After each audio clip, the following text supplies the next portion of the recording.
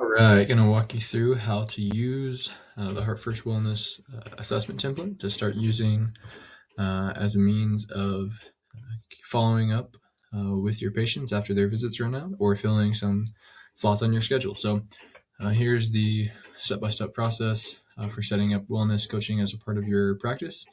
And then as you'll see, after you've gone through these steps and requested verification, then you will get access to the Wellness Coaching tab. So once you have access to the Wellness Coaching tab, you'll see this page pop up. And for all the details for these different tabs here, you can watch the coaching walkthrough video. What I'm going to highlight for today is how to complete a wellness assessment. So we try to make it as simple as possible and giving you a template and format to use so that, again, you already are equipped and do lifestyle and wellness coaching all the time with your patients, but we're just going to help you formalize that and standardize that in a specific way. So here, if you click on the right note button, here you're going to see the Heart First Wellness Assessment form pop up. So again, you don't have to come up with your own way of doing it. You kind of just use this assessment we have in place. So to start here, we have the intro. So this is just the form you'll fill out one tab at a time as you're having your wellness assessment with the patient, which again, in this context, because you won't be practicing as a healthcare provider, just as a wellness coach, probably helpful to refer to them as a client or just as the user, seeing that it's not a medical provider relationship. So I'll walk you through each stage of this process. The wellness assessment is meant to be a 90-minute assessment. That's kind of what it's priced around and based around. And what I found is the time it takes to go through all of the content that you may need to here, but depending on the need of your clinic, the time slots you have available, you can adjust it accordingly, but just recognize that it was designed to be built around a 90-minute kind of holistic one-time assessment. And you'll see that as we go through this here. So first, there's a couple of boxes to click for things to go over with the client as you're getting started. So first, it's always helpful to give an intro, talk about who you are, what your certifications are, what your background is, if you don't already have that relationship with them as a patient. Again, so this is kind of set up so that you can bring new patients in that maybe find you on the webpage and you're doing a virtual wellness assessment. Or again, not necessarily having to be people that are local, or it can be people that you are doing this in person with, and then you're just taking notes in this forum as well. So it's designed to be used as both. So you'll give some introductions. First things here, you really want to always clarify your role as a wellness coach, right? Even if you had a former relationship with them as a specific medical provider, maybe as a physical therapist like I am, you want to clarify that for the sake of this assessment, and what they're paying for here, it's not for specialized physical therapy or specialized services that are billable in that sense, but simply as a wellness coach, and that you're coming alongside them to help them understand what their goals are, help them make goals, and be an encouragement and support to them in that process. And right, so it's really all about empowering them to take the next step and not really about you providing a specific service to them that's specialized, that's going to help in a certain capacity. It's about you coaching, helping, walking with them in the process. So again, very important to differentiate that in terms of your scope of practice and what you are billing for in this sense. Next is to explain the purpose and flow of the assessment. And so you kind of can go over the fact that as a part of the Heart First Wellness Assessment, we look at the person as within these 4 different domains of body, mind, relationships, and purpose. And you can give a short explanation of each of those and kind of how all those things relate and how important it is to see the person, look at the person holistically in terms of health and wellness, kind of as you'd like to or as you feel passionate about it. But there will definitely be lots of time to go over each of those domains in more detail, as I will show you. Next, you'll mention note-taking and recording and obtain consent. So if you do use some kind of a note-taking software to keep up with what you talked about, or if you just have you want to make sure that the patient's aware of however you're going to be storing any kind of information that they share. Again, this is a wellness coaching assessment. It's not a HIPAA-based medical record keeping platform, but even with that, you still want to make sure that they understand how their assessment and information data is being used if you are using it in any specific means on your end. Next, confirm with the client on comfort and answer any initial questions. So to just make sure that they understand what it's about, see if they have any questions about kind of the general broad idea of the assessment before you get started. And again, this should probably feel very similar to doing if you're a physical therapist, doing your initial evaluation, your first visit with the patient, kind of regardless of what kind of practitioner you are. This kind of setup is pretty standard, right? We're going to go over what's going to happen in the assessment. We're going to go over compliance. We're going to go over basic consent. and make sure they're good to go. So this should be pretty standard, but I've just given you a means to check it off each one just to make sure that you're good to go there. And then just because, again, depending on what your relationship with the client looks like, maybe you already have some background info on them and you don't necessarily need to do this part. Again, the template is meant to be a template and an outline that guides you, especially if you've never done wellness coaching before. It gives you something you can just jump in right away and do. Again, but if you feel like there's certain aspects of it that you like to skip or not, feel free to do that. It's just meant to be that outline for you. So I'll always start with just asking them to tell me a little bit about themselves. This is always a really helpful question, I think, just to break the ice a little bit before you get into maybe more specific questions about each domain, and just to get an idea of, and I think this is really important here, what the client considers to be the most important things about themselves. And so you can already get an idea here, even if it's not very specific, on really what the person thinks about who they are in terms of how they describe themselves and what their history is, what they choose to share, with a little open-ended question in this regard. And then, even though we're going to get into a lot more detail about these things, I ask, what is the main thing you want to work on in terms of your overall well-being and why that is? So most of the time people have one or two things that they know, hey, I really want to work on this. This is the thing that I'm not doing as well as I'd like to, and I'd like to improve on. So generally getting an idea of, hey, what are their priorities and goals, so that as we approach that in more detail in that area of the domain, maybe you know to spend more time there compared to the other domains that they did not mention. Again, so it'll take some time for you to get used to how you want to use it. Again, the outline is an outline. It's not meant to be a lot to follow. So once you've asked that and kind of introduced what you're going to do, you go to the next section. And again, whether it's up here at this place in terms of explaining the purpose and flow of the assessment, or when you first jump into the body domain, it's helpful to kind of do an overview of what that domain is about. And you can do this in whatever capacity you like. You don't necessarily have to, but in terms of how we built it out, I'll kind of talk you through how I go through and use the Heart First Wellness domains, that it's built around the biopsychosocial spiritual model, just kind of relabeled in, I think, easier to understand way for the patients or for the clients. So with the body domain, the way I like to describe this in terms of giving an analogy throughout all the different domains is the body. If we think about the person as a working business, so the body then being the physical makeup and structure of that building. So we're looking at the rooms, the materials, everything that makes up that business structure, right? So the business is made up of more than just the business building, but it definitely has to have that building and the machines and everything within it in order for the business to operate, right? So the body will be the actual building itself of the business, right? So in our analogy, the human person is this business that needs to operate and function in order to be run and perform optimally. And then for each of the domains, you'll see a number of subcategories here. The body domain definitely has the most, just because it's a bit more complex and because we can study it in a little bit more detail, and so we know a little bit more about it. So I'll briefly explain kind of how I introduce each of the domains, and then you'll see it's a pretty consistent pattern about how to ask about that category of the domain and record their answers. And you'll see it's a very similar system I've set up for the body, the mind, relationships, and purpose. And then that's going to build out what this assessment gives them and gives you. So starting with genetics and epigenetics, again, so if you want to give definitions there and what those are, if the patient doesn't already understand, those are really looking at the foundation of the building itself. So before we build on top of it with different rooms and capacities and machines for the business, it has to have a strong foundation. And depending on what the foundation of the building looks like will determine what can be built on top of it. And so helping them understand that their genetics are an important factor, in terms of determining how the business of their body was built out, but also helping them understand a little bit about epigenetics, and just that genes, just because you're passed down a certain trait or genes from your parents or grandparents or whoever it might be, doesn't mean that gene will be expressed in the exact same way, and that you're not necessarily destined for the same thing as your family just because it's in the history. It definitely is part of that foundation, but how you build on top of that foundation can vary. It's not like because you have the same genetic foundation, you have to have the same business built on top of it, right? It is important, right? What we have is that foundation will guide what we build on top of it, but it's not the determining factor on what it looks like. So helping them understand, right, that what has happened in their family is important and will influence potentially how their body grows and develops and the things that they deal with, but it's not the determining factor, and that they still get to have a say in how that plays out.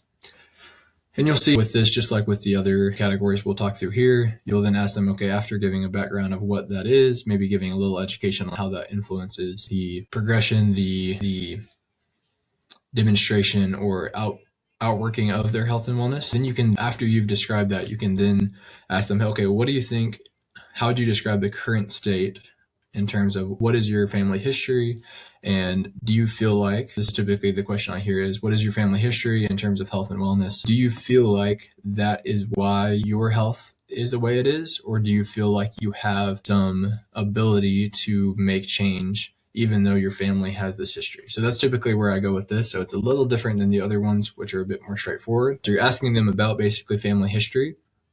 And then you're trying to get an idea of, do they feel like they have autonomy? Do they feel like they have a chance? Or do they feel like their family history is part of the reason why they are the way they are in regards to their health and well-being? And so again, this is just data gathering. We're not creating a plan as a result of it. We're just helping them understand more about who they are and what they believe in terms of their ability to make change.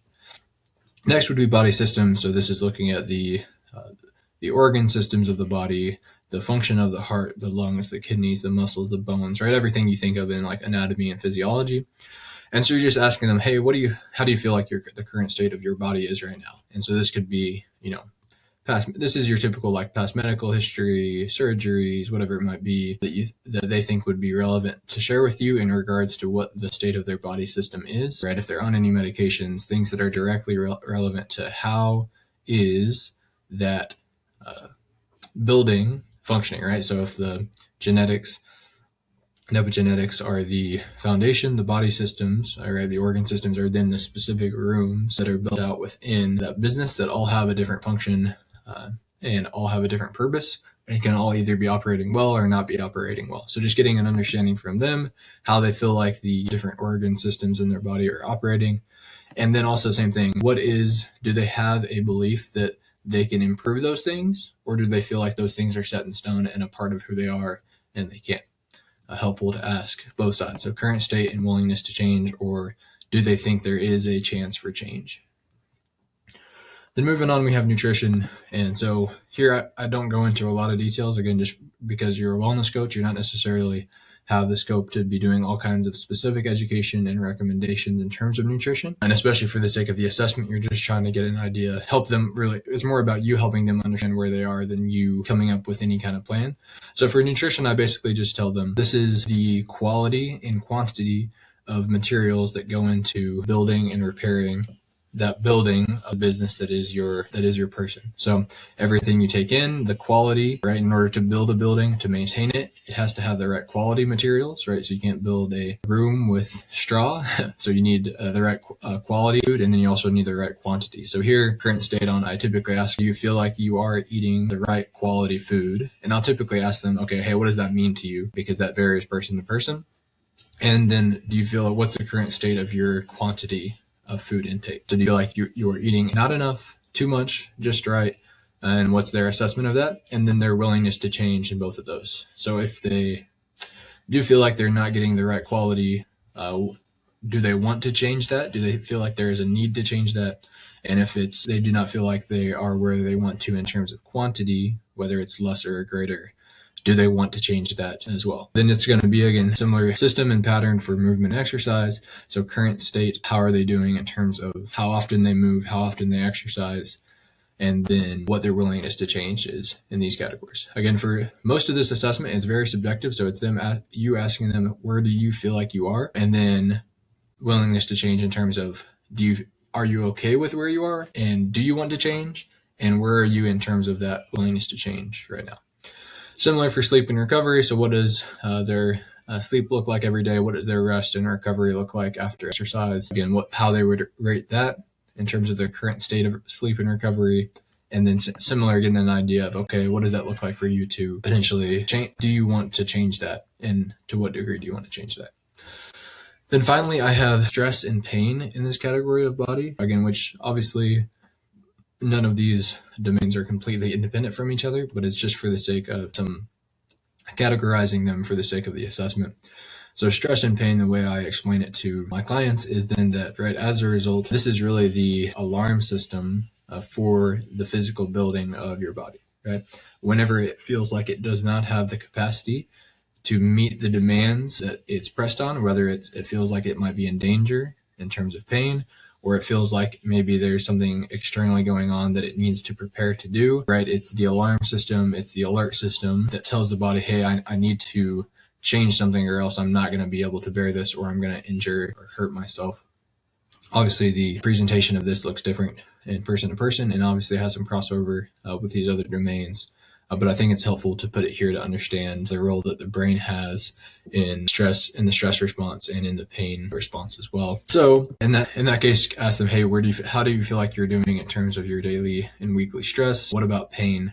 And then willingness and desire to change in each of those as well. So again, these are, as you'll see with these other domains and categories, it's meant to be a very subjective, help them think through holistically in each of these domains how they feel like they're doing and what their willingness to change is. Even though they probably will have an answer to everything, you'll find that some of them have never had the chance to put to words in each of these categories specifically where they feel like they are and if they actually want to change or not. So it's really, the assessment itself is a means of helping them already start to be more mindful of where they are and what they want to do. So again, you're just coming alongside them. You're not necessarily saying, oh, wow, it sounds like you're not sleeping enough, or, oh, wow, maybe you should sleep more. Right? You're not necessarily giving those recommendations, at least off the bat, in terms of your assessment. Asking them to consider their state, asking them to consider their willingness to change. And then at the end, now you're going to work together at the end of each domain, you're going to work together with them to create a SMART goal for that domain. So again, if you're in the healthcare field, again, you've probably already been taught some of this in terms of what a SMART goal is and how you can create those in order to help within your specific domain that you practice within. And so here you're just going to help them create a SMART goal for the domain of body. So again, you've covered a number of different categories here. So what you probably want to do is just say, okay, of the different categories we talked about, which of them do you think you'd be most you want to change most? And you probably already have some idea of this based off the way that they responded, and they might have already told you like, oh, this is the thing I want to work on. So then pick one of those categories to make a SMART goal on. So chosen category, say it was pain. I want to reduce. So specifically, what do they want to do, right? So that SMART goal, it has to be specific, measurable, achievable, relevant, and time bound. And so specifically, right, you want to reduce pain measurably from a 5 out of 10 to a 2 out of 10 need pain, and achievable realistically probably in 6 weeks. Let's do it in 30 days. Typically, you'll see most of this, the companion is built around 30-day goals. It doesn't have to be that in terms of what you choose, but I found that that's a helpful 1-month progress check-in, and then the wellness companion is already built around checking in every 30 days. So achievable, and this is more of a yes or no because the time bound is here in terms of 30 days, and then achievable, again, obviously has to do with the time bound, how time bound it is, but just generally, this can be a yes because this won't be, again, if you're used to writing SMART goals for the sake of documentation, I know a lot of times don't necessarily need to justify the achievability of it, but just need to know on your own end that it is achievable. This isn't recorded or anything. This is just for your sake, making sure that you confirm with the client that the goal is indeed achievable for them. And then relevant, why does it matter, right? So I can play with my kids. Right, so relevant to them. So help them tie together what their goal is to why it's relevant to them, right? And then how they're going to measure that and in what time. I'd suggest for the sake of the companion use, try to keep it 30 days, but it doesn't have to be that way. Totally fine if it's larger as well. Right, and so now we've completed the body assessment, and then we go to mind, and you're going to see it's the exact same format. So we have our domains, and then our specific SMART goal that we make for that domain.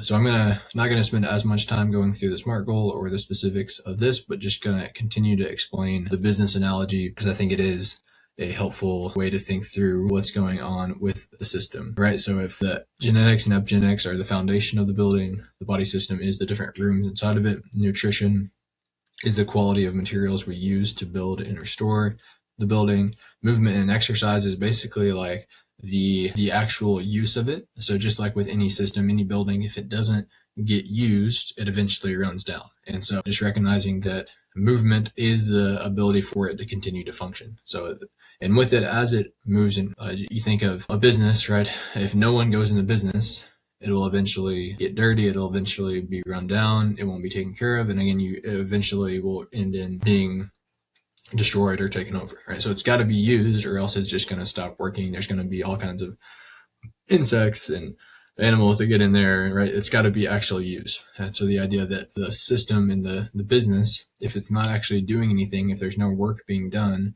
it's going to break down. That's just the how it works. It's either moving, or it's in one direction and being used, or it's not being used and it's declining.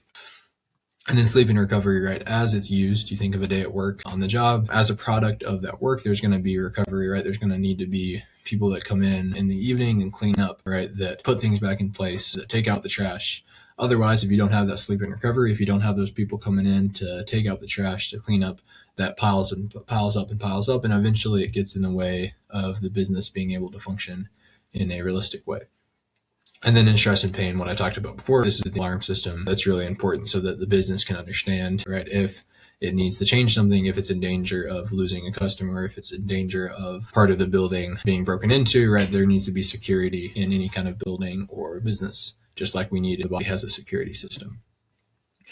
So then the mind, the way to think through the mind, right, if the body was the physical building and the security systems and everything involved, the mind would then be the actual people that work within it, right? The actual people within the system, making it work, telling the systems to turn on, telling the machines to turn on and what to do. And a little bit less, or a little fewer categories in terms of the domain of the mind. So cognition is basically, the way I look at it, is the ability for the mind to function, right? Can it process it all? Is it working? And in what is it working in all regards, right? To be able to process information and function day to day. Current state, so you can ask somebody, all right, do you feel like you're able to cognitively function okay, just day to day in all your functional tests? Like, just do you have the basic ability to function with the things you need to do every day? And what's your willingness to change? Intelligence would be the capacity of your cognition. Do you want to grow in your capacity of that cognition, right? Do you have ambitions to learn more, to enhance your ability to do more, to go back to school, whatever it might be, to enhance that ability to do day-to-day tasks, right? So cognition's ability to do a mental or related task. Intelligence is the capacity of that. Then volition being then the ability to choose to do something, right? So you could have the capacity to do something and even a large intellectual capacity in terms of your cognition, but that doesn't mean you're going to choose to use that ability that you have, right? And so volition itself, we can put in its own category in terms of learning to use the mind to actually work, right? So if our mind is the workers within the business that need to run, that need to work, right, that need to use their computers, that need to use the machines in order for the whole system to function, that specific worker could have the capacity, right? He could be a great worker. He could be really smart, but then he decides, hey, I'm not going to work today. I'm just going to sit at my desk, right? So it doesn't necessarily matter what your cognition or intelligence looks like if you don't choose to do it. And so right here would be the ability of the person to be able to choose to do something or not do something. So this is kind of that willpower, that motivation, right? Growing in that capacity. And so asking the person, hey, how do you feel like you are in the state of your volitional abilities? Do you feel like that's strong, that's weak? And then how would you like to change that? And then the last category here for mind would be emotion. So based off, right, the state of the body, your cognitive ability to appraise that, and your volitional ability to make change, your emotion's basically just going to be a natural bodily response to the assessment of the whole system. So, and you'll see the connection here with purpose too in relationships. But when your person decides that something is in accordance with what you want and what your purpose is, you will feel a state of happiness or joy as the whole of your person is aligned with that, as opposed to something that your purpose is about, something that you love, something that your body has been working towards, that you've been building relationships towards, is taken away. You'll feel sadness, you'll feel hurt, pain in terms of that in an emotional sense. Okay, and so you can define, again, these things however you'd like to, since there's some subjectivity to it, but the current state of their current emotional state for the client, and then what their willingness to change is, if they want to really change how emotional they are or what emotions they're feeling. And again, you're just getting an idea of what they want, not necessarily making recommendations. Then same thing here, have them pick of the 4 categories, which one they think is most important, and then create a SMART goal for it. And then we'll go into relationships. And so now in terms of our business analogy, this is the business's ability to interact with customers and with other businesses, right? So it's not just a business operating within its different rooms, but obviously for a business to be successful, it has to interact with customers, it has to interact with other businesses in some sense. And so we can think about this in terms of communication. So first, that's kind of the foundation of all relationships, right? There's a share in information. One person, one entity is sharing information with another. There's an exchange of information for a relationship to be built, right? So as soon as two businesses start to share information, there's now a relationship built. So that's kind of the foundation. And so you could ask the person, how do they feel like they are in their ability to communicate with others, right? To interact with those other businesses, the other humans that they interact with. How do they feel like they are in their communication? Again, you don't have to go into, hey, all the what makes good communication, what doesn't. You're just getting an idea of how they feel like they are and what their willingness to change is and what their desire to change is in that category of the domain. Next is conflict. So this is the way I describe this is basically what happens when that bridge, that relationship that was built around communication, there's some kind of blockage in it. There's some kind of conflict that causes a poor flow of information between people. And again, most people understand what it's like to be in conflict and understand that well, so it doesn't always need a lot of explanation. You ask them what the current state of conflict is within their relationships, and then if they want to change that and what their willingness to change is within conflict in their life. And then empathy and compassion, again, helping them understand that where maybe conflict would be the destruction or blockage of that communication path, empathy and compassion would be that healthy functioning of that communication path, right? So the ability of your business, your person, to understand the information coming from that other business, that other person, and be able to understand what their needs are and to feel what they're feeling. So that, right, so that's just that ability to understand, receive information and feel and understand what others need and are feeling.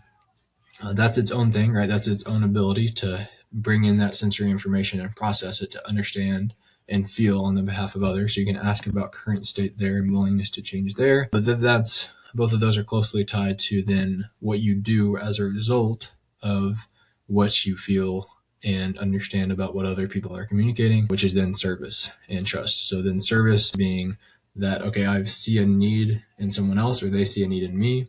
And in terms of that empathy and compassion, they've received that information from me. And now I or they serve. So they reach out in some capacity to meet a need that I have that I expressed, or I see a need that they've expressed and I reach out to serve in a certain capacity to meet that need that they have communicated and that I've been able to pick up on. And then in doing that, in meeting that need, you're able then to build trust, which again, building trust would just be that strengthening, that connection, that bridge, that relationship that we already built initially with communication. Okay. So again, you don't have to use my maybe somewhat silly business building analogy, but I've always found the analogies, even if they're simple and silly, are helpful for understanding the complexity of the systems involved. Then same thing here. Again, you'll pick the subcategory that they find to be most important, and you'll help them create a SMART goal. And then finally would be purpose. And so purpose, again, built around this structure is built around the biopsychosocial spiritual approach. So biopsychosocial and then spiritual. And so this is looking at the person's purpose in life. And I think this is actually what sets the Heart First model apart from a lot of other wellness practices, is bringing in this idea of, what some people would consider spirituality or purpose, but recognizing, again, not necessarily that you have to hold to this view, but that each person has a soul and that we were meant for something beyond what is just the physicality of the world around us. Some people like to put that within the, psycho mind related domain, depending on what your beliefs are in terms of the spiritual. But at the very least, I think each of us recognizes that we were meant to live for something that's more greater than just the surviving day to day. And that actually in having a purpose, that it's actually going to decide and determine how we use our bodies, how we use our minds, what we do with our relationships. And so the way I describe the purpose is it's really the energy and the fuel that drives the whole system. And so, right, it's the power that keeps the building lights on. It's the energy within the people of the mind. It's right, the reasons why relationships are formed, right? It is the driving force and factor behind why a person does everything that they do here. And really, if you can find, you can identify, hey, what your purpose is, and align your body, your mind, and your relationships around that, you'll find that it actually functions better, right? And so, just like a business, right, each person working within the business and each room of the business and each relationship that the business builds is built around a singular purpose, right? Netflix has a specific business model. They do one thing, and so everybody within the company works towards that same purpose and goal, right? They're a streaming service, so they're people working are going to be working on some aspect of a streaming service. They're going to be marketing, they're going to be building relationships built around that purpose. And so you can imagine if a business didn't have a singular purpose but actually had everybody in the different system, the building they were working in was built for a different business, had different machines, didn't have computers, whatever it was. The people in the system actually all were trying to accomplish a different purpose and run different businesses. You can imagine that things would be a mess and nothing would make sense. So you can see here where within this business analogy, there needs to be a unified purpose for what we use our bodies, our minds, and our relationships in order to accomplish, right? In order to actually use the system as a whole to accomplish a singular purpose. And you'll see the 3 subdomains here. And so, again, this is just another model, way to think about it. You don't actually have to use the exact same model I have put into place here. It's just a template to help kind of streamline everything and bring it all together in a cohesive unit. But for purpose, I found these are the 3 helpful ways to define it. 1 in work, 2 in worship, and 3 in love. And so these are, in my mind, the big driving forces of our life. Again, you see, what are the wars of the world fought over? What are the big conflicts of the world? Where do you see people, what do they take their lives because of? What are they, do people do crazy things in order to accomplish within? It's typically in these 3 categories, right? Of work, of worship, or in love. All right. So these are 3 things that you see people putting as, oh, this is the most important thing. This is more important than me. This is worth pursuing, having as a purpose in my life. And you'll see they typically go in unison together, where it's the thing that you work for is typically the thing that you worship and is also the thing that you love. So they typically go hand in hand.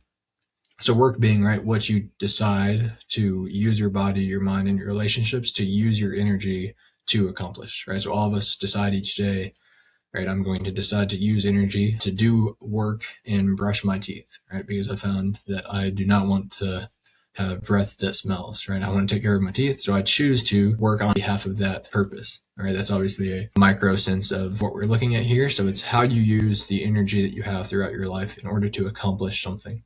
Then worship is this just the idea of being in awe or in reverence of something that's outside of yourself. So obviously there's the application of this within religious settings, right?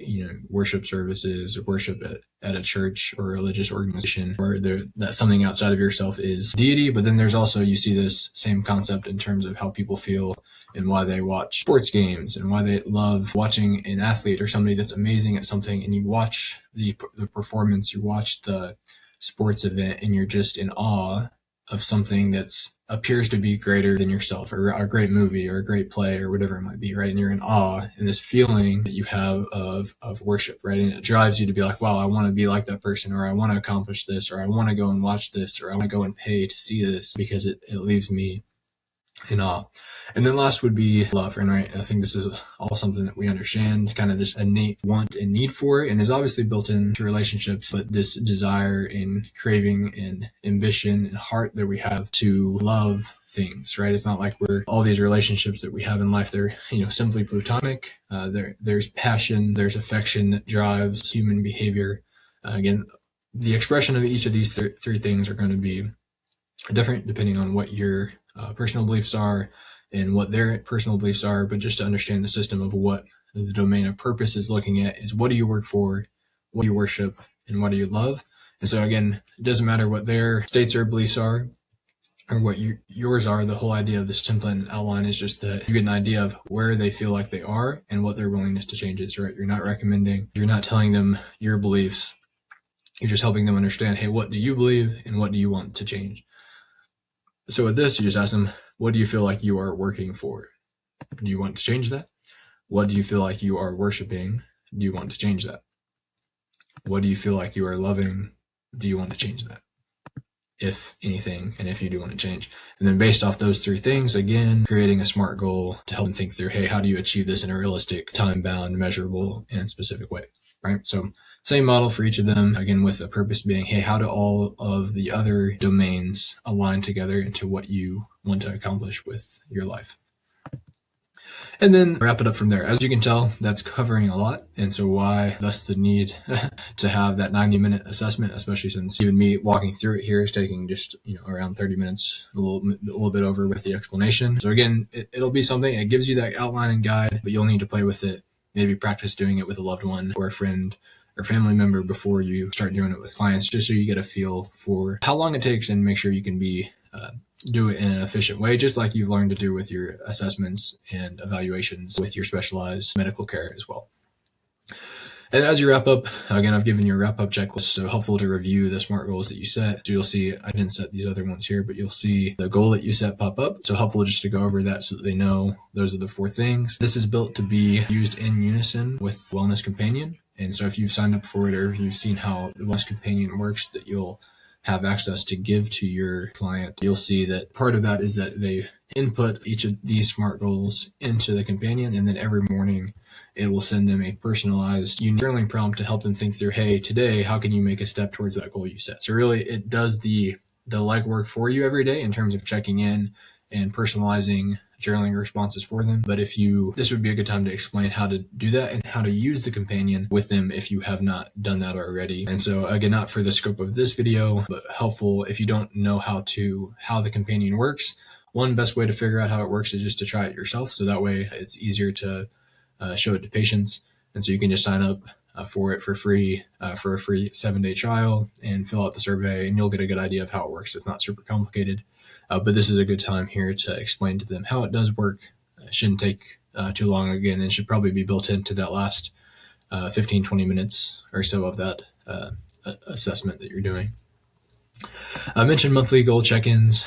So this is going to be built into the companion. So every 30 days, it will ask them to check in on if they've accomplished their goal or not. And it will ask them if they want to change it or adjust it. So that's why, again, I think it's helpful to set 30-day goals, just because that's kind of how the companion's already built, but you don't have to necessarily do that. Then encourage a client to reach out with questions. And so part of this is built so that as they've paid to have the assessment with you, you don't necessarily need to be seeing them weekly, but you give them some kind of means of contact so that they can email you or whatever it might be from there.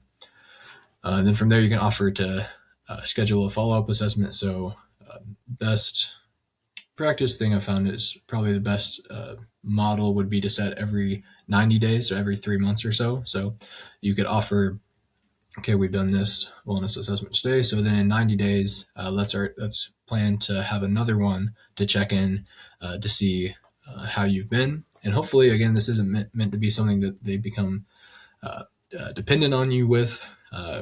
If they feel like they need that 3-month check-in, this is a helpful time to talk about, hey, let's check in 3 months, in 6 months, or let's maybe just make an appointment where once a year they come to you for this wellness assessment to set their goals, to get a check-in, and kind of always have that email contact with you. Again, just as to continue that touch point with patients you've already built relationships with, maybe even after they're discharged from your specialized care, but you want to continue to maintain that contact with them. And then there's also the opportunity to mention any specialized care you offer. So right, this is a client that you didn't already have a relationship with because of your specialized care, that you got referred to you or found you online. And now at the end of this, right, throughout the whole time, you haven't been giving any specific advice. You're just gathering information, helping them think through goals. But at the end, you can mention, okay, I'm also a physical therapist, and if you would like more specific, specialized help in the body domain in that regard, then I would be happy to book a physical therapy evaluation with you to help you in that capacity. Again, just as a mention at the end, so that you can tell them what services you offer. Now that you've already built that relationship with them, hopefully that's a means for you to follow up then and get them to be able to book with you for specific work within that domain that you specialize in as well. And yeah, so that's basically how it works. Once you have all the goals in each of the domains, you can write any additional notes here, and then you can add the specialty services that you offer, and then the link. And then you'll see this button pop up once all the goals are in. You press that, and then it will immediately send an email to the client that you have the assessment with that has the summary of their goals so that they can copy and paste it into the companion. And it has your specialty services and the link for them to schedule an appointment with you there. So again, it's just meant to be super easy to use, kind of one-stop shop where you can do everything you need to here. And so not necessarily meant to be. Again, this is just giving you the model for doing the assessments. So if you want to set up so that you do one assessment every 3 months with them, every 6 months, once a year to maintain that contact point, these are just the assessment ones to give them the outline to start using with the companion. If you want to do additional coaching services as well, again, you could add that here in additional services, right, and book the link or paste the link to book, right, if they maybe want more one-on-one care and that's something that you want to offer outside of the platform, then again, that's something you could add here in terms of specialty services. If you want to do weekly, bi-weekly coaching check-ins, have a lot more accountability. If that's something you specifically offer, then you can add that in there and develop that out. But the platform itself is just meant to give you the means to do those base assessments and get you in contact with people as a means of kind of that throughput throughout. So yeah, that's it. Again, as always, feel free to reach out if you have any questions on how to use it best with your patients or how to get this set up in your clinic.